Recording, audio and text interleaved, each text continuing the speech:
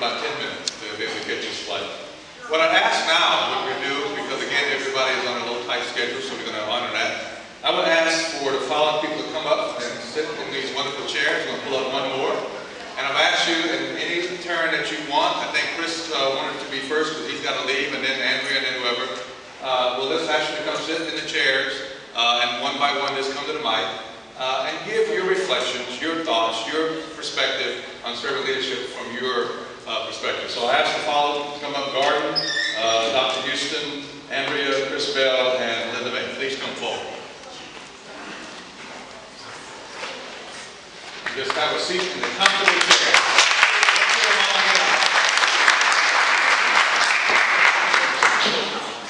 And Chris, you don't get the seat. Just sit right there.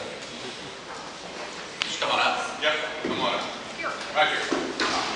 You're on. Well, thank you very much. I'm Chris Bell. Larry, thank you for the invitation to be here. Thank you for the invitation to take part in your great book. And Dr. Kleinberg, it's always a pleasure. I think that's the shortest speech I've ever heard you give. Try to get the full version. He has the PowerPoint. You get a lot of detail from it, but it's always fascinating to listen to the makeup of the city, and nobody gets it other than he does.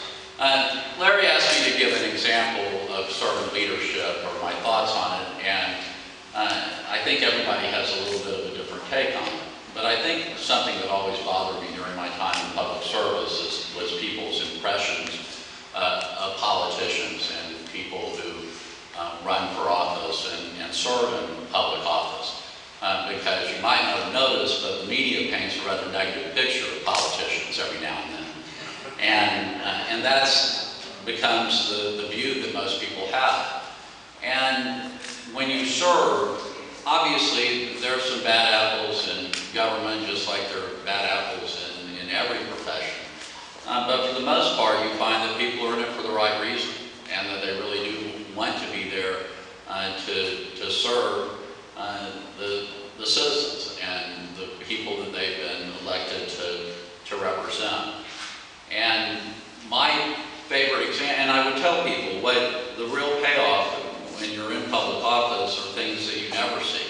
What the public often sees is the big election night party or the political convention where there's a lot of hoopla and a lot of excitement, and that's their image of politics and politicians. But so much goes on behind the scenes, and that pays you in a way that money never could.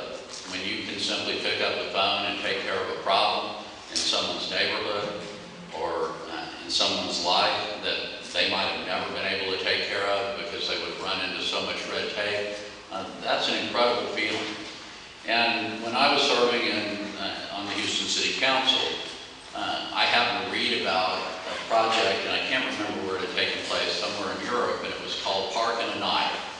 And what they had done, they had gone into a rather blighted neighborhood and found a piece of land, and over a period of months put together some volunteers, and in one night went in and planted grass and transformed that block into a city park. And so people in the neighborhood woke up the next day and instead of seeing yet another blighted piece of land, they saw a very nice piece of green space. So I heard about that and I thought, well, we probably couldn't do something exactly like that in Houston, but could we do something similar?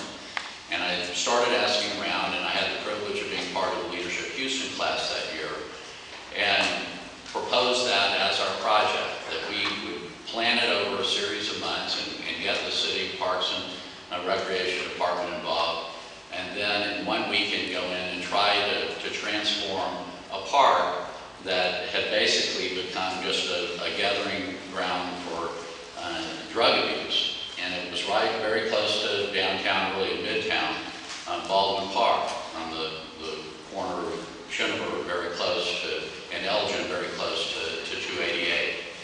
And there was no reason with the neighborhood transforming and everything else that couldn't be a great piece of green space, but it had become dilapidated and ignored for years and years and years. And so, working together, we were able to go in 1 weekend, and suddenly the fountain was cleaned up, trash was picked up, new playground was put